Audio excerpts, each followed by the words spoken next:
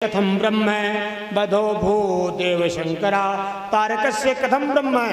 इतने प्रभावशाली इतने बड़े राक्षस को तारकासुर को बधो भू शंकर स्तनया शंकर के तने 11 वर्ष के जो कार्तिकेय हैं किस प्रकार तारकासुर का वध किए। नारद जी आज ब्रह्मा जी से पूछ रहे हैं। आज ब्रह्मा जी बोले कि हे नारद ध्यान से सुनना। जब तारकासुर जाना कि पार्वती का विवाह गिरजा के साथ हो गया है, शिव गिरजा विवाह हो गया है, तो अब देवताओं को और परेशान करने लगा और तकलीफ देने लगा। समझ तो गया कि मेरी मृत्यु तो अब निश्चित है, विवाह हो गया, मैं वरदानी मांगा हूं शिवपुत्र से मरना है, ते असुर द्रोहियों को मैं क्यों ना प्रताड़ना दूं। तो बोलते हैं गृह जन्य कथा दिव्यम तारकासुर समुद्भवा। बोलते हैं ब्रह्मा जी हे नारद ध्यान से सुनना। किस प्रकार देवताओं को जब वहां कष्ट पहुंचाया तब भोलेनाथ जी के यहाँ कार्तिकेय का जन्म हुआ। बोले भोलेनाथ महाराज की जय हो। बोलते हैं आज जैसे ही भोलेनाथ और माता पार्वती कैलाश में आए तो अपने गुफा में प्रवेश किए। वहाँ तो क्या है, तो पुष्पों के चंदन से शैया को सजाए। संयम्रति करी कृत्वा पुष्प चंदन चर्चिता। पुष्प से चंदन से जो है जो शैया रति करी वो शैया को अपने सजाए भोलेनाथ जी अपने गणों के साथ। अब बोलते हैं कि आज 1-2 वर्ष नहीं महाराज जी, पुणे व सहस्त्रे चा स्वेच्छा ही विरसति। स्वेच्छा से जो है शंभो शंभो की विष्टा सा भद्रा कर तू महेश्वरा 10,000 वर्षों तक रमण करते रहे। आज तारकासुर जो है देवताओं को बहुत कष्ट पहुंचा रहा है। अभी सभी देवता ब्रह्मा के पास गए। ब्रह्मा बोले हमारे बस का कुछ नहीं है। सभी विष्णु के पास गए। विष्णु बोले कि इस समय शिव के विहार में बाधा डालने लायक नहीं है, नहीं कल्याण नहीं होगा जगत का। देवताओं ने बहुत गिड़गिड़ाया, शरणागति प्राप्त की। तो विष्णु जी मन में विचार किए शरणागत गो जेत यही निज अनहित अनुमान ते नर पावर पाप में तिन्हि बिलोकत हान।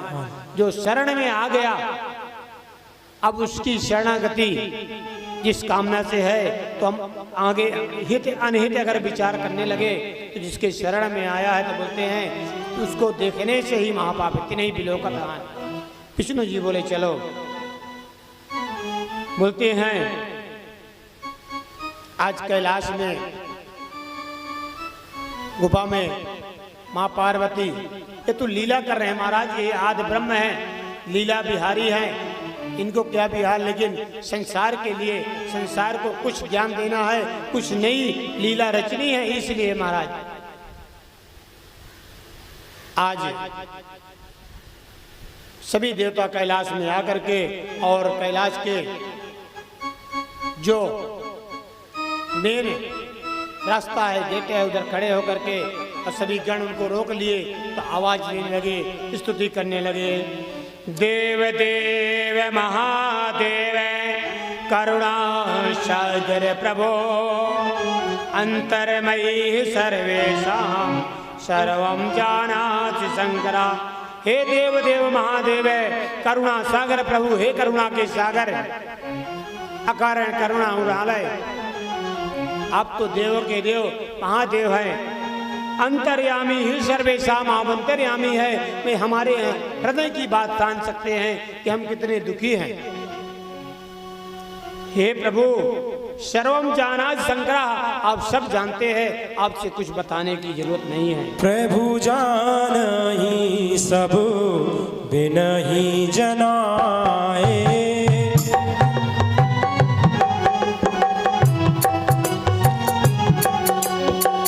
प्रभु जानहि सब बिनहि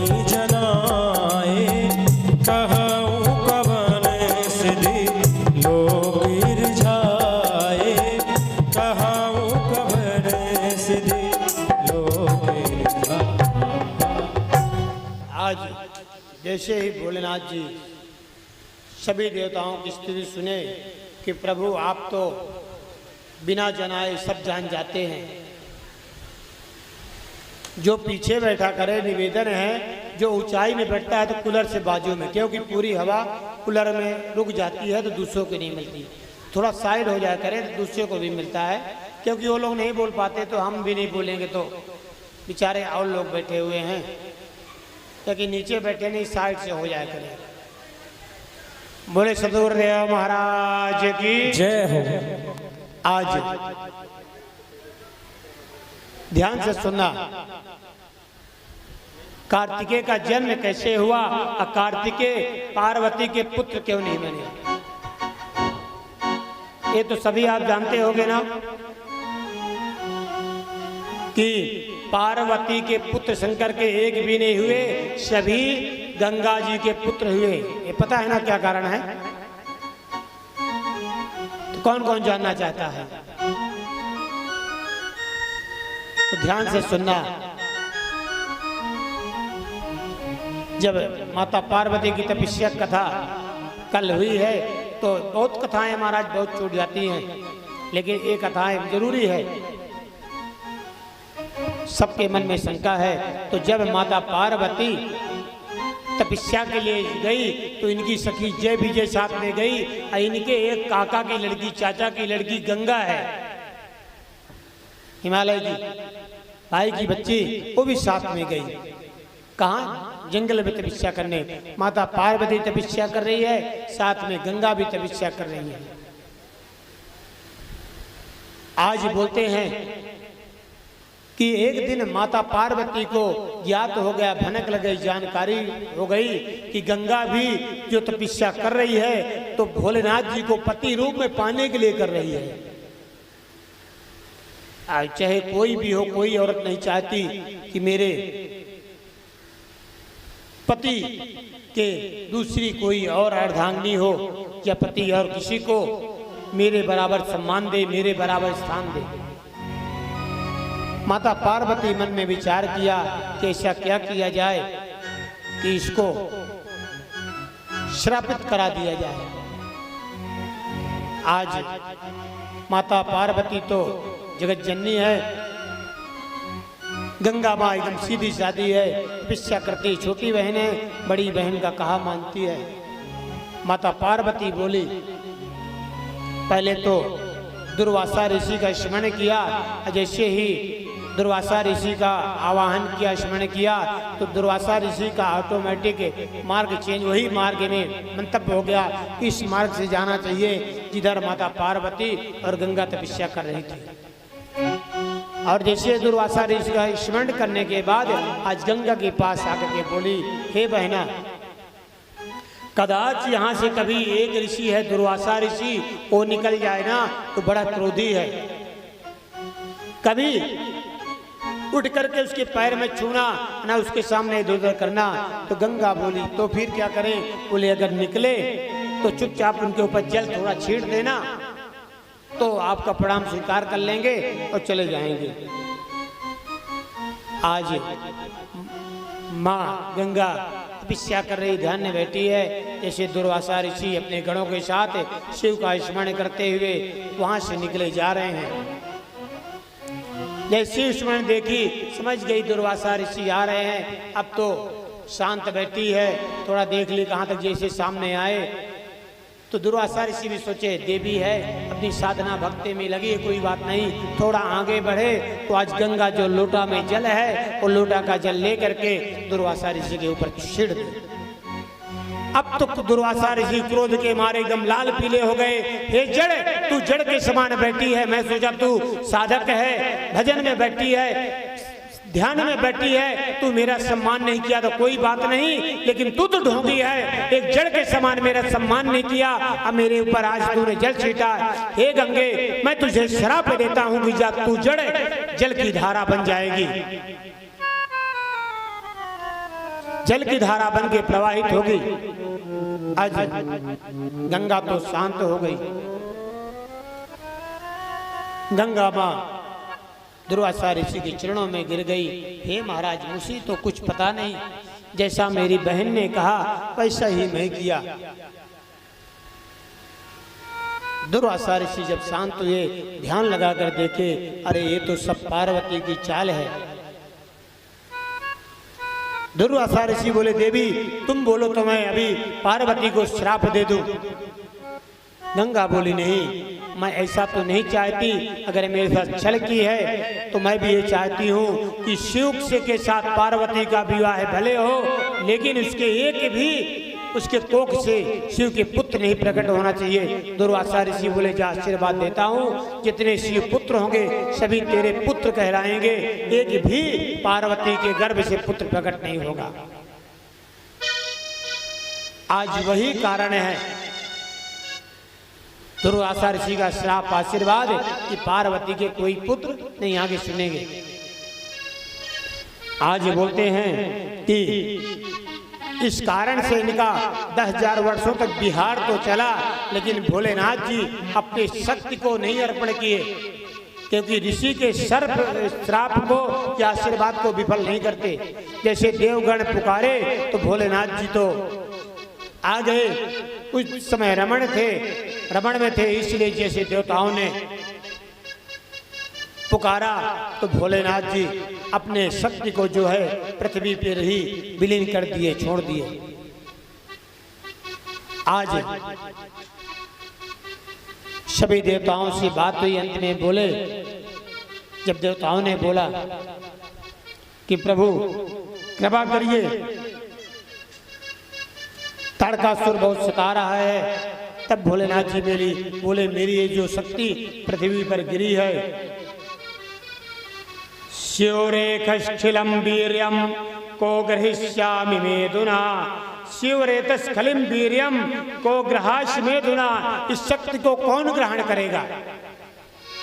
सभी देख रहे हैं कि शिव जी की शक्ति है, इतना इसमें है कि जो भी ग्रहण करेगा जल जाएगा, कोई साधारण नहीं है। तो अग्नि की तरफ सभी ने इशारा किया, देखा, अग्नि को भी लगा मैं तो अग्नि हो, इसमें कितनी जलन होगी। इसलिए अग्नि जो है तो कबूतर का भेष धारण कर लिए। किसका? कबूतर का भेष धारण करके अग्निर्भूता कापोतो ही परी सर्व निर्जिता। कापोतो अग्निभूता कापूतो, कापूतो मतलब कबूतर का भेष धारण करके बोलते हैं सर्व निर्जरई, जो अभक्ष है, भक्षण योग पदार्थ नहीं है, कबूतर ने उसको भी ग्रहण कर लिए। अभक्ष भयम वीरम च्वाचम में निखिलम तदा एतस्मिन्नंतरे तित्ता जिगामि गिरजा मुनि। बोले अभक्ष भयम वीर्यम, जो वीर अभक्ष है, भक्षण योग नहीं है, चोचम तो निखिलम तदा, उसको भी अग्नि कबूतर का भेष धारण करके अपने चोंच से जो है निगल गए, खा गए। बोलते जैसे ही उस शक्ति को कबूतर ने भक्षण किया, उसी समय एतस्मिन्नंतरे तित्रे गिरजा, वहां माता पार्वती जगाम गिरजम मुने, वहां माता पार्वती आ गई। माता पार्वती आकर के सभी देवताओं से क्रोधित होकर के बोली, अरे देवताओं, तुम लोगों को पता ही नहीं कि किस समय किसको याद करना चाहिए, किस समय स्मरण करना चाहिए। इस समय हमारा अभी विवाह हुआ है, समय ही क्या हुआ है, तुम लोगों ने हमारे विवाहिक जीवन में बाधा डाली है। माता पार्वती क्रोध में है, बोल रही है, रे रे सुरगण सर्वे योयम दुष्टा विशेषणा सर्वार्थ साधक नित्यम तदार्थम पर दुखदा। रे रे सुरगण सर्वे, सभी देवताओं बोले यम दुष्टा विशेषता, सभी दुष्ट होतों में जो है स्वार्थ साधका नित्या, अपने कार्य साधने में सदा अग्र रहते हो, दूसरे की कामना की तुम्हें कोई परवाह नहीं है। तद पर दुखदा, इसलिए मैं तुम्हें परम दंड दूंगी, परम दुख प्रदान करूंगी। आज माता पार्वती क्रोध में आकर के श्राप दे दी कि मैं श्राप देती हूँ कि आज के बाद किसी भी देवताओं की भार्या के पत्नी के पुत्र नहीं होगा, सभी बाँच रहेंगी। अद्य प्रभूता देवानाम बाजम भार्या भवन्ति ते, अद्य भूतम देवानाम, सभी देवताओं की पत्नियां बाँच रहेगी, किसी के पुत्र नहीं आज के बाद जन्म होगा। आज सामने जो है तो कबूतर जो अग्नि कबूतर रूप में है, तो आज माता पार्वती श्राप दे दी, हे तूने अभक्षण योग पदार्थ का भक्षण किया है, हे अग्नि मैं तुझे श्राप देती हूँ कि जो तू रूप धारण किया है सर्वभक्षी ये सुचे, इस सभी चीज का भक्षण करेगा, जीव जंतु मांस मदिरा कितना सुंदर रहेगा, लेकिन हर पदार्थों का भक्षण करेगा।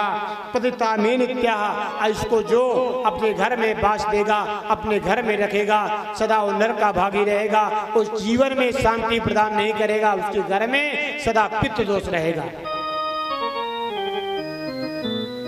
कबूतर समझ रहे हैं, कबूतर परेवा भी होता है। ध्यान देना, जिसके घर में अगर कबूतर छत में अन्य कोई खिलाता होगा, और कबूतर का एक काम है कि जहां कबूतर खाता है वहीं बीट करता है, खाता जाएगा बीट करता जाएगा।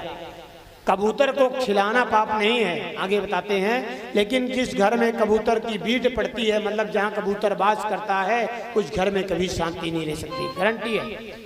वो आज माता पार्वती का श्राप है कि जिधर तुमको बास मिलेगा, जिधर तुम्हारी बीट गिरेगी, बीट मतलब जो खाता है, जिधर बीट गिरेगी उधर उस घर में सदा पितृ दोष रहेगा, प्रेत बाधा भूत बाधा सदा भूत वास करेंगे, कभी शांति नहीं रहेगी। इसे ध्यान देना, घर में आपके जैसे अलमारी है या ऊपर कोई जगह है, वहाँ भी अगर कबूतर बास करते हैं तो ऐसी व्यवस्था ऐसा वहाँ करना चाहिए कि कबूतर वहाँ ना अपने पाल को डाले, क्योंकि कबूतर रहेगा तो बीट करेगा। अगर कबूतर बास कर रहा है गलती से तो उस घर में शांति कभी नहीं रह सकती, प्रेत बास सदा रहेगा।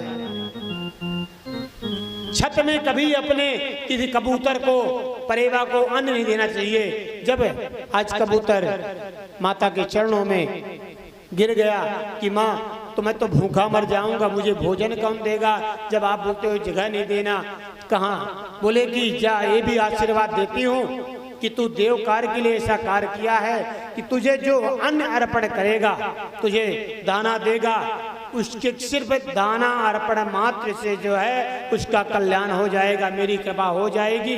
लेकिन जिस घर में तू बास करेगा, जहाँ तेरा बीट गिरेगा, उस उधर तो श्राप है कि सदा प्रेत बास करेंगे, सदा पितृदोष रहेगा।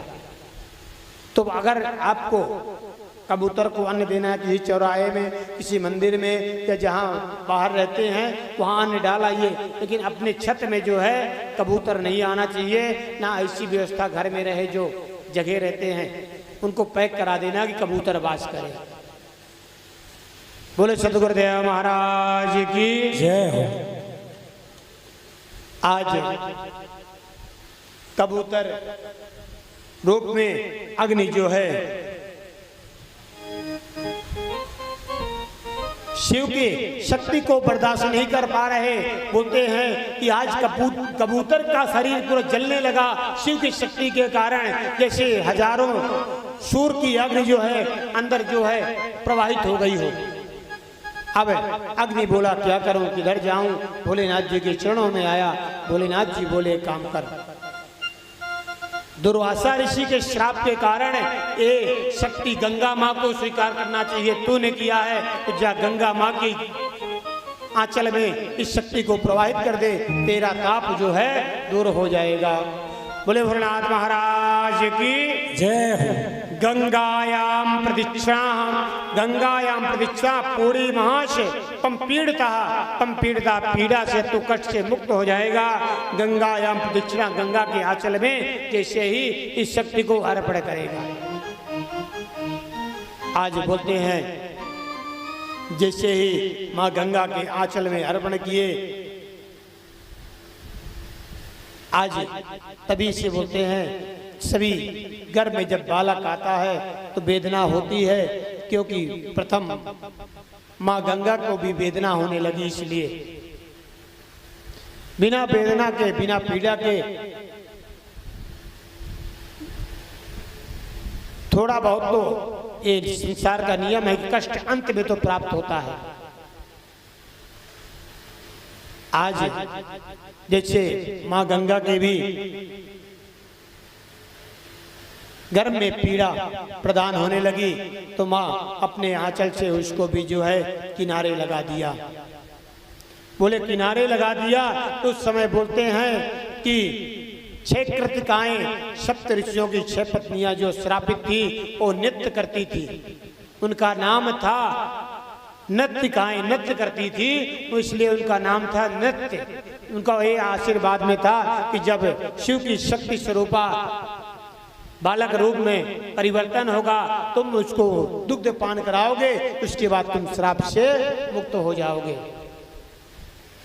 आज वही भोलेनाथ जी का बोलते हैं कि जो माता गंगा जो है आंचल से किनारे लगाई, भोलेनाथ जी की कृपा से वो एक शक्ति बालक रूप में परिवर्तन हो गई।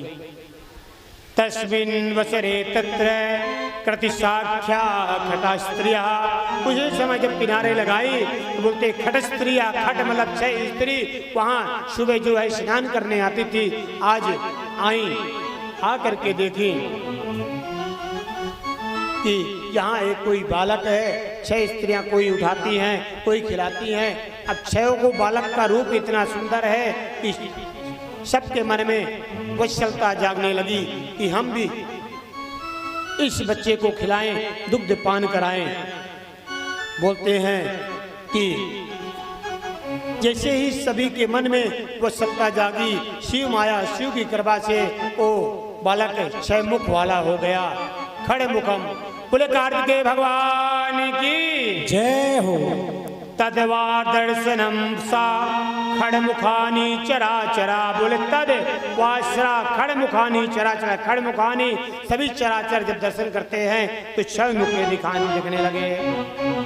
अब 6 कृतिकाएं एक एक मुख में 6 दुग्ध पान करा रहे हैं।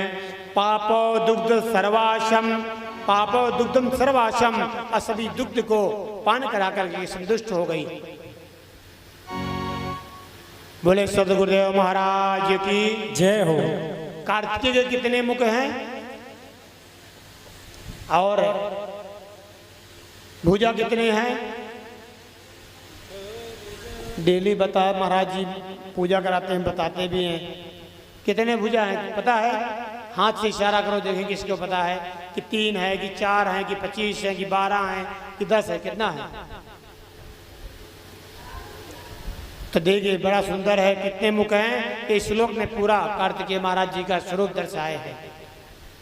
सिखेवा हो देवा समर भयकारी शिव सुता परम सेनानी त्वं खड़ मुख। कितने मुख है? खड़ मुख 6 मुख। 12 भुजा।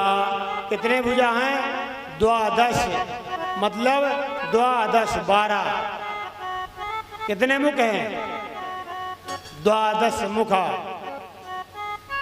खड़ मुख तथा 12 भुजा। सदा सेवा शक्ति समय भयकारी शिव सुधा परम सेनानी तुम। कितने खड़ मुख और 12 भुजा हैं। तो महाराज डेली पूजा करते हो तो इतना तो रहेगी पता ही नहीं। 2 भुजा में आपने तो कुछ पकड़ा दिया, 2 को खाली देखा, कुछ नहीं दे सकते तो मन से भोलेनाथ कार्तिकेय 6 में आपको अर्पण है पुष्प आखिर चावल। जिस देवता की हम पूजा करते हैं उसके स्वरूप का ज्ञान हो तभी पूर्ण लाभ होता है महाराज। आप समझ जाओ तीर्थ गए, वृंदावन गए, आपको पता ही नहीं वृंदावन क्या है, घूम के चले आए आप पिकनिक बना के। लेकिन अगर कोई बताया कि वृंदावन में कन्हैया रहते हैं, कन्हैया के दर्शन होते हैं, गोवर्धन है, तो वहाँ आ जाते ही आपको श्रद्धा जागेगी, दर्शन करेंगे, भक्ति आपके अंदर ऑटोमेटिक जागृत हो जाएगी। इसलिए जो तीर्थ में जाएं, आप चित्रकूट जाएं, वृंदावन जाएं, हरिद्वार जाएं, काशी जाएं, तो वहाँ किसी आचार्य अगर कोई जानकार है तो उससे वहाँ का महत्व पूछे। लेकिन आजकल बड़ी विडम्बना है महाराज, वृंदावन से ही आप पास को देख लो, अगर गोकुल पहुँच जाओ, 84 खम्मा पहुँच जाओ तो लगता है कि ऐसे तीर्थ से अपने घर में बैठे रहे तो ठीक है। वहाँ की सेवा इतनी आस्था के साथ और लोगों की श्रद्धा के साथ खिलवाड़ करते हैं ना कि लगता है कि जाए ना। विशेषकर गोकुल 84 खम्मा में तो महाराज जी, लेकिन भाव है, भाव से हमको जाना है, लुटने तो जाते हैं, लुटते रहे कोई बात नहीं। बोले सतगुरुदेव महाराज की। तो अगर किसी से पूछोगे तो फिर तो महाराज जी बोलेगा हाँ अब महात्मा बताए। तो वहाँ महात्मा की किताब हर जगह, जो तीर्थ में जाएंगे हर जगह 5-10 रुपये की महात्मा की किताब मिल जाएगी। तो पहले जो तीर्थ में जाए तो महात्मा की किताब ले और महात्मा को पहले पढ़े वो तीर्थ के उस स्थान के, फिर आप वहाँ दर्शन करें तो आपको आनंद आएगा कि यहाँ से ये है। अरे आप घूमते घूमते रेवती रमण पहुँच गए, बालू में सब घूम रहे हैं, आपको पता ही नहीं तो आपके भाव नहीं जागेगा अपने सर में। अब वहाँ जिसको ज्ञान है तो बालू में ऐसा लुटते हैं ऐसे कि मुख में, आँख में, बाल में भर जाता है आनंद से। बड़े बड़े जो हैं लोग जब भाव की रमन देवती में कन्हैया ने लेटा है, यहाँ कन्हैया घूमते थे, यहाँ रमण करते थे, कहीं यहाँ के एक कण हमको कन्हैया के मिल जाएं तो हमारा कल्याण हो जाएगा। इस भाव को जब हमको जानकारी होगा कि बालू में क्यों लेटा जाता है तो हमको आनंद आएगा। और दूसरा लेट रहा है आप भी बचा बचा के। इसलिए जहाँ इसी प्रकार की देवता की हमको पूजा करनी है उसके बारे में जो व्रत करना है, व्रत तो करते हैं सभी,